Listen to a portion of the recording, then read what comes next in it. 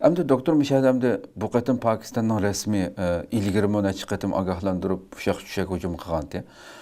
Bu rasmiy urush boshlab aytishig'imi bu yerda Xitoyningki jiddiy Pokistonga besimi va chunki Xitoyning injenerlari Pokistondagi selayotgan har xil mablag'larga u yoq bu yoqdan shu Talibanlar Afg'onistondan kelgan bu Talibanlar hujum qilganligi uchun bu yerga Pokistonga jiddiy besim qildi. Ya buni qo'g'daysan, tozlaysan bu terrorchilarni ya bo'lmasa men mablag'larimni tatib chiqib ketaman degandek. Bu tarafdan Pokistonga ig'ir besim bo'lganligi uchun bu shaklda qilyotdi degan fikr bilan yana bir tarafdan Hindistonning Afg'onistonni qo'llashi, Hindiston bu yerda Pokistondagi Xitoy-Pokiston koridorini palachalg'a keltirish. Chunki Xitoy bilan Pokiston yaqin bu koridor ishi bo'lgandan keyin deb bu o'tirib qo'yilayotgan bu ikkisini biraz açkan bolsak mush masalani. Bu koridor bu Xitoyningki mushu yangi İpek yo'li bo'libmi, dengiz yo'li İpek yo'liga sağan eng cho'ng mablag'ning biri hamdi. Hozirgacha shu 60 milliard dollar mushu mablag' sağan gaplarni qilyotdi. Burun eng boshda shu 40 necha milliard dollar. Hamda bu yo'l hamda Pokistonga foydali bir yo'l hamda. Xitoyga foydali bo'ladi. Ve Şark Türkistan'ın dengizge en icrak boğan bir Şark Türkistan rayonu dengizge çıkalaydıgan bir yol bu okşaşla. Fakat bu yolun töven taraflarda Baluji nime rayonu var. Hoş. Yani bir ülke. Bunlar hem de uzun yıldan beri Pakistan'dan kurtulumuz, müstakil olumuz da kelivatkan. Her özgürlüklerde bunlar oturgu çıkıdı. Bastırılğandan keyin biraz jim bo'lib qilib turib qoladi. Ama bular mustaqil talablarni hozirgacha to'xtatmadi. Bu baluchilarmi mushu Xitoyninki mushu yo'li baluchilarni sömürmek için, baluchi rayoninki boyligini elish uchun, baluchilarni ajizlashtirish uchun, ta'sirsiz holga kelish uchun Xitoy bu ishni qilyapti deydigan bir ko'z qarash bor. Şununla Xitoyga qarşı Uyg'urlarni, yani mustaqil talab qilgan Uyg'urlarni baluchilar ba'zan da talab qo'llab qilayotganlarni ko'ramiz. O'xshashlar bu Pokiston Hindiston Afg'onistondagi bu daishchilarmi shu Afg'onistondagi Xitoylarga hujum qilgan chaqdimi, ya'ni shu Xitoy Sharq Turkistonda muşuna bir zulüm kılıvatkaşka, Müslümanlara zulüm kılıvatkaşka biz karşı çıkıvatımız deydiğen muşunda bir mürekkep meselesi var. Yani bu DAEŞ'çi deyimiz, El-Kaide acizli değil mi de? Ondan kim bu Baluchi deyimiz, Şark Türkistan meselesi deyimiz. Muşu Cenubi Asya'da birbirisiga kirishib ketgan bir meseleге aylanıvatıdı. Şununla bazı meselelerini hal kılıman dese bu Uygur meselesini mi oylaşmasa bo'lmaydigan bir holga keldi. Pokiston uchun shunda, Afg'oniston uchun shunda. Ama bu meselelerini qayirib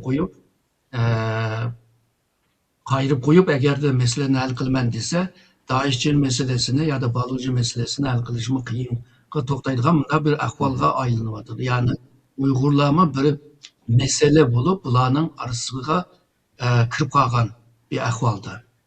Şununla bu Xitoy bu yolunu müstehkem kurup bununki xavfsizligini qo'g'dash uchun texmi ko'p mablag' selishga mecbur qoladi. Yani xavfsizlik uchunmi mablag' selishga to'xtaydi.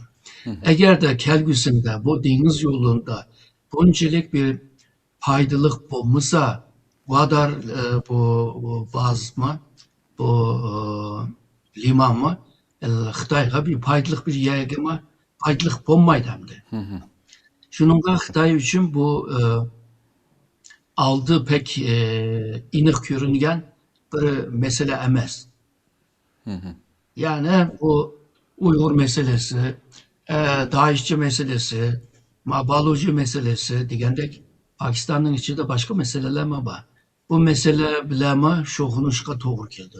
Ama Xitoy hazır qo'l salmay turib Pokiston hukumatiga besim ishlatib buni hal qilishga tirishayotdi. Ammo Pokiston nima uchunki bu ishlarni o'ng'ay hal qilolmayotdi.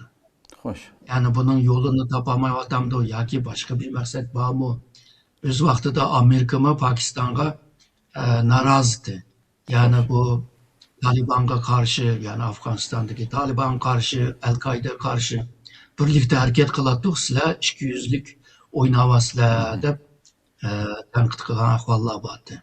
Misalga Bin Ladenni shu Pokistonda yashayotganini bilib turib, Amerikaga demaganligi degandek ashuna nurg'un masalalar bor. Shuni balki Pokistonning ichimi bir qancha Pokiston bo'lishi mumkin. Ya'ni birla Pokiston emas, bir qancha Pokiston. Agarda ahvol mushu bo'lsa, hozirgi degan masalalarni hal qila olmaydi deb o'ylayman. Ya'ni bir jihatda mushu masalalar bo'g'ashqa Xitoy Pokistonga texmi ehtiyoj, texmi muhtoj tuyuldi endi. Shuni Pokiston buni ko'zir qilib o'ynashga tirishyapti, unimi yaxshi bilmaymiz. Uni aniq bir ma'lumotimiz yo'q. Ya'ni bu yerda bir analiz qilyapmiz. Araz qilyapmiz. Shuningga bu murakkablikda bu Janubiy Osiyodagi bu to'qnashuvlarni qisqa va'dada, ya'ni qisqa vaqtning ichida hal qilishi biroz qiyin. Ham Xitoy hal qilishi qiyin, Hindiston hal qilishi qiyin, Pokiston hal qilishi qiyin, Afg'oniston texmi qiyin. Bu yerga aralashmadan ba'zi Janubiy Osiyo kichik davlatlar va Hindistonning chegaralarında, misal Bengal var, Nepal var, onlar bu işlerge pek aralashgani yo'q. Shuning haqiqiy men sanıgan devletler arasında eğer de yaxshi kelishib tinchlikni barpo qilmasa, bu mesele devam qiladi. Yani bugün belki tinchlik kelishimga imzo qilishi mumkin.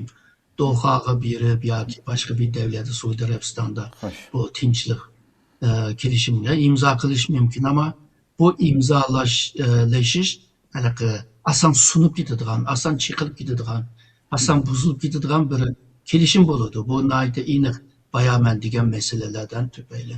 Shunga vaqtincha balki jimib qilish mumkin, ama kelgusida bir vaqtlarda yana patlab chiqadi deb o'ylayman.